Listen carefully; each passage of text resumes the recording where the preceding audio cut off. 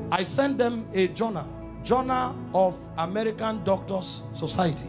They did an investigation on the physical death of Jesus. And the conclusions they came out with, these are not Christians, these are scholars. They decided to study the physical death of Jesus. What they came up with. I only came with the pictures to show you, to give you an idea. Show me the picture where they tied him to the stick to scourge him. The way they did it was they carried a fat tree, planted it, and locked your hand so that you can't shake. That means when they are scourging you, you can't turn. And they stripped you naked when they scourged you. The cane they used to whip you, they attached bones and metals to it. So anytime they wipe you, it pulled off your skin. There were records that said they whipped somebody like that and the thing tore the intestine and things came out. Somebody else was scourged like that. The whole back was peeled off. They saw bones. That's how the thing enters. They whip you and tear your skin. So every time they wipe you, if they pull it, your skin comes out. So that when they finish beating you, because of the volume of fluid you will lose, you will die of taste. If you don't die of heart failure. This is God. And the Romans don't flog 39. It's the Jews that flog 39. The Romans flog until they are tired. So the people beating you, they will beat you until they faint.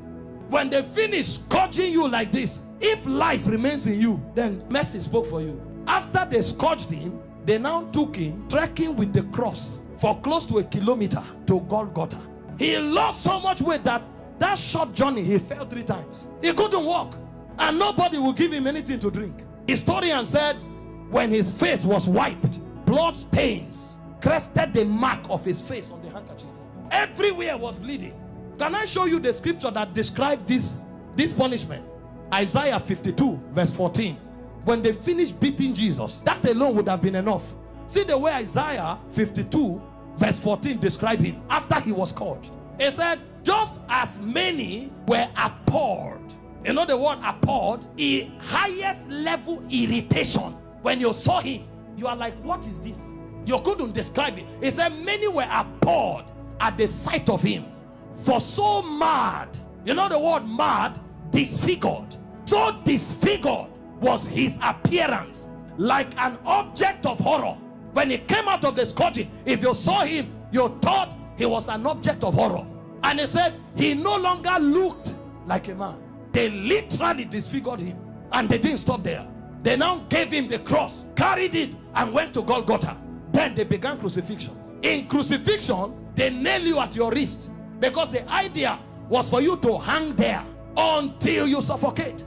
You know, the word excruciating didn't exist until the Romans started crucifying people, because the word excruciating comes from the word cruciating, and the word cruciate comes from crucifix. So it's excruciating is actually a pain you feel when you are crucified, because there's no pain in that class. When a man is crucified, his whole weight hangs on his wrist, and the only support he has are the nails on his toes. And when they crucify you, you saw a picture of Mel Gibson where you were straight. You can't be straight when they crucify you, because your back, there's no space to stand straight. You have to turn sideways to hang, because this is how you hang. Your weight actually hangs on your wrist. If you are tired and you want to gain small balance, you now push it on your toe that is on the nail. That's why when they wanted to kill the criminals, they broke their legs. And the reason is because when you are hanging, your stomach is bent so that your diaphragm can't breathe. Air can't enter. So Jesus was there for 6 hours. You know what that means? For 6 hours, every time he breathed, he had to pull himself up. So he pulled himself on a nail up to breathe for 6 hours. He will pull up, breathe, go back, pull up for 6 hours. Remember, his back is already torn. So as he's pulling up, he's feeling pains on the wrist, his back is scrubbing on the cross, and his leg is feeling pain. To breathe and go back. Every breath was death for you for 6 hours. And they were mocking him at the same time. So there was soulish torture, there was physical torture. As if that's not enough, he carried sin on him. So God was not connected to him at the time. God had to turn away. So there was spiritual torture, soulish torture, bodily torture. So much so that he cried, Eloi, Eloi, lama sabachthani, my God, why hast thou forsaken me? It's like a disconnection between your spirit and your soul. So the man was no longer alive. He died in the spirit before he died in the natural. The level of pain. We don't know what was done for us in 6 hours. And guess what? His mother was there. Can you stand naked before your mother? This is the man that the mother saw do wonders. How come? Imagine when he looked at their faces. See what you'll be interpreting. Some are saying, why? How come? Why can't you do anything today? Then the Jewish people were mocking. Physician, heal yourself. Fake prophet. I thought you said you had miracles. Why don't you come down? The thieves that were on the cross, one was mocking him. So from everywhere. Meanwhile, all the sicknesses on earth were on him on the cross. You have cancer, you say it's painful. He had cancer, diabetes, hepatitis, all that day at the zenith.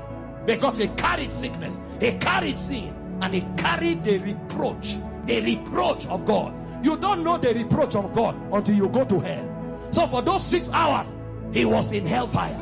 Until a point came when the price was paid. He looked up and said, I'm thirsty. They gave him vinegar. He said, no, that's not what I'm looking for. I'm looking for the river that flows from the throne of God. I'm looking for that which satisfies indeed. When they didn't have it to offer, he said, it is finished. And he said, Father, unto you I commit my spirit. I commit. Because they couldn't kill him. They couldn't kill. No, you don't kill him. This commandment I've received from my Father.